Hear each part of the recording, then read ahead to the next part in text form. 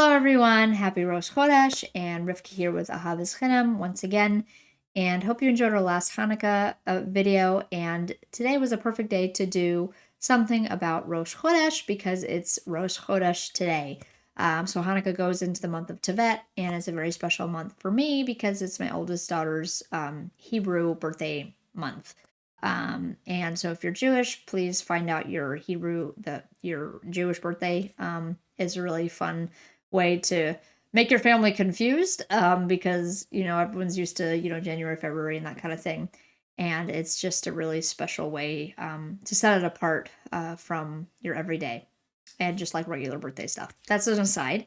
Rosh Chodesh is really special and something that I'm trying to grow in my mitzvah observance of, because it's special for women, and I'm going to get in to why that is, why it is special for women, and how we as women have a special connection to Rosh Chodesh and how we could celebrate it. But first, I want to go over kind of some basics of Rosh Chodesh in general, for you to get to just know what Rosh Chodesh is if you're not familiar with it, and if you're growing in your observance level in this mitzvah as well, or if you know absolutely nothing, this will give you kind of a starter. Being Jewish and being observant, Rosh Chodesh sometimes gets not as much attention as it should. So we're going to go look at the 12, it's called the 12 Rosh Chodesh Facts Every Jew Should Know. And this is from Chabad, so I'm going to be utilizing Chabad primarily because they have the most material out that's easily digestible, and I definitely recommend their website to you. So number one, it starts a new Jewish month, as the name implies. It's called, the head of the new moon. And indeed, it marks the start of a new lunar month. And Rosh Chodesh is always celebrated right around the time when you see that new sliver of the month.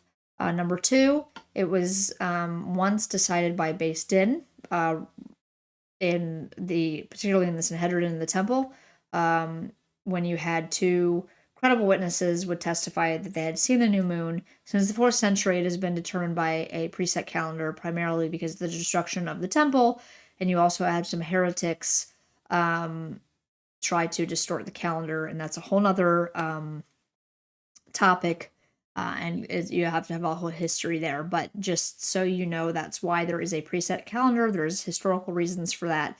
So when you hear about Karaites and, we got to go out to the, witness the new moon, that is no longer done in traditional Judaism. That will be done once again once the temple is rebuilt and Mashiach reigns and the proper order of things is restored.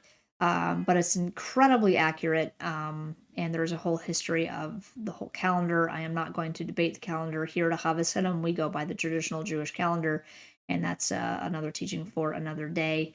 And frankly, it's not really worth my time debating people. So I'm here to share Torah and in the traditional sense and the customs of our people.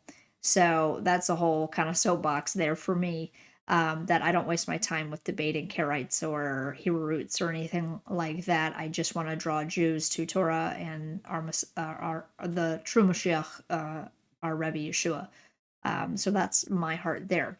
So I learned something new today. I knew that sometimes Rosh Chodesh has 2 days, which I always found peculiar because I'm like, it's Rosh Chodesh, it's like the start of a new month. How does that work? So this actually explains it. In the new, now fixed calendar, with 2 exceptions, Jewish months alternate between having 29 or 30 days. If a month has 30 days, then day 30 of that month becomes Rosh Chodesh, as does the following day, which is day 1 of the next month. If a month has just 29 days, then the following month has just 1 day of Rosh Chodesh, day 1 of the month. So that could be a little confusing. So fortunately, we have a calendar that we can look at and go, okay, this has 1 or 2 days. But it does affect prayer time. I mean, not prayer times, but prayers. So you have to know if it's 1 or 2 days, so you know what to do with the traditional prayers. We wish people a good month, Chodesh Tov, a good month, and a Guten Chodesh in Yiddish. There were special sacrifices brought in the temple, so since obviously we don't have a temple anymore, we offer extra prayer called Musav in the siddur. So you can find that in any traditional siddur. So you do have also in Brachat Hamazon, or grace after meals, as well as the Amidah that I just mentioned. You have the extra sections for Rosh Chodesh. We also chant Hallel. And like right now is Hanukkah, so we do Hallel anyway. But you do also have special verses of from the Psalms or Tehillim. And also in a traditional synagogue, you have 4 people called up to the Torah on Rosh Chodesh. Because in traditional Judaism, which is one of the beautiful things I love about it, is community is key. So men gather not 10 times a day, 3 times a day for prayers together. And so during morning services, we read Numbers 28, where Hashem talks about Rosh Chodesh sacrifices from the Torah. 4 aliyahs are given more than on a regular Monday or Thursday. So in a traditional synagogue, when the men are gathering together in the mornings, Monday, Thursday, and Shabbat are when the Torah is read. Shabbat, the full Torah portion is read. Monday, Thursdays, another. You have a certain amount of aliyahs given. So, but on holidays you have more aliyahs given, which are 5. So that's just a little. I know that's kind of technical, but if you're in a traditional synagogue, that's what you're gonna find. So it's preceded by Shabbat Mevrachim. Shabbat, when we bless. On this day during the synagogue services, we recite the special blessing for the new month. So it's like, okay, so last Shabbat, there's that extra bracha. And in Chabad, in particular, they recite the entire book of Tehillim, so they'll start their services extra early on that Shabbat. And it's amazing how fast they can do it. But they're also, if you choose not to do the whole book of Tehillim on that Shabbat morning, there are schedules for weekly readings of Tehillim and monthly readings of Tehillim and that kind of thing. Or you can just read the particular ones that revolve around Rosh Chodesh.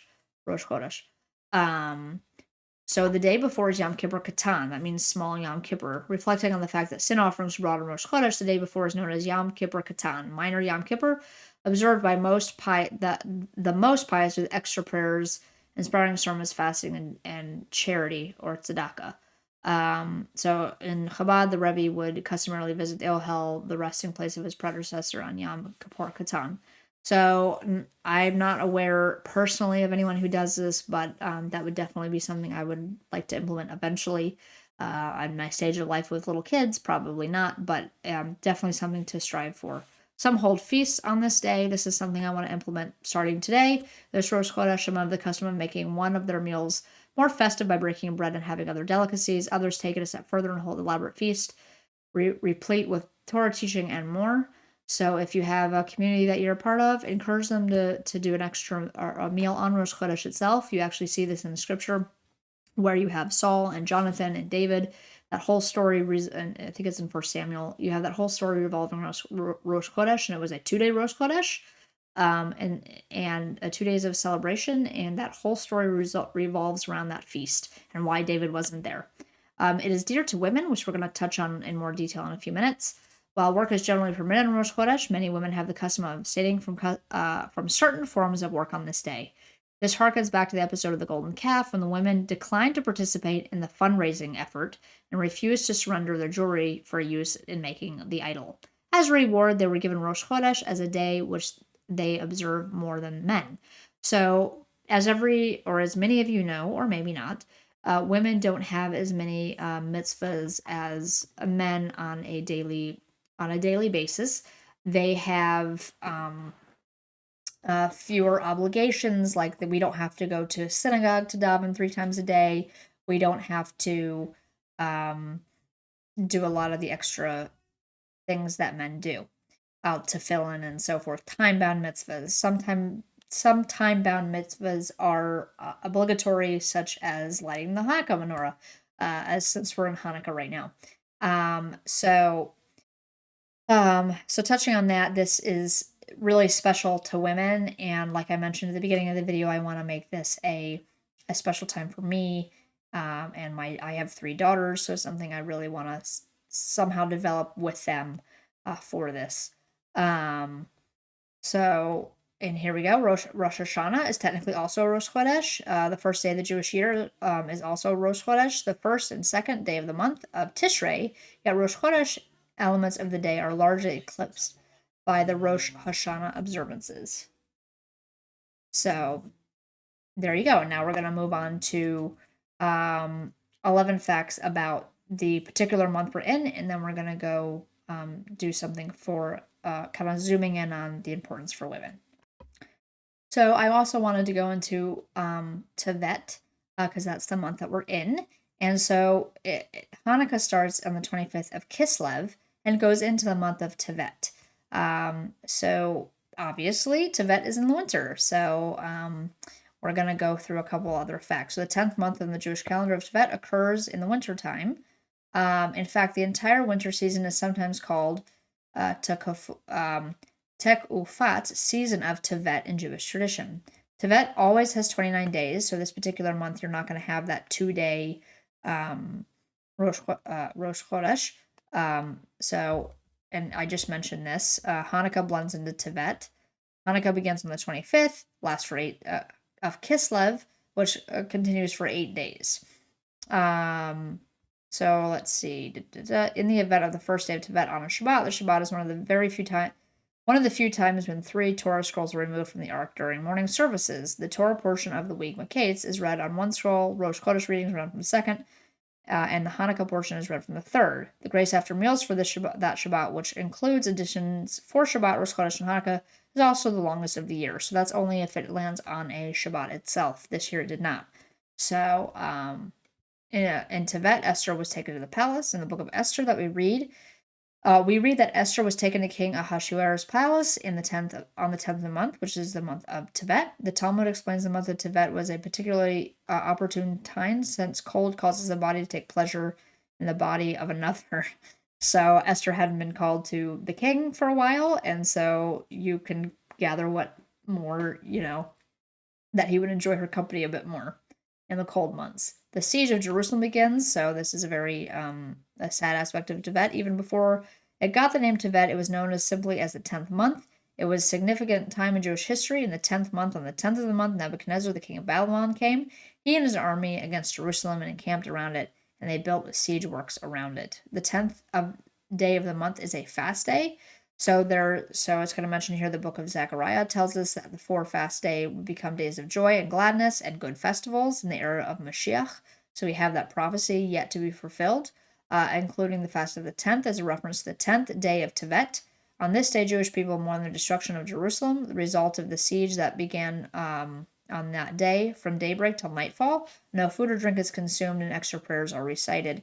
So then this is kind of a precursor to what we have in the summer for the 3 weeks. So there's a couple other tragic events that happened as well. The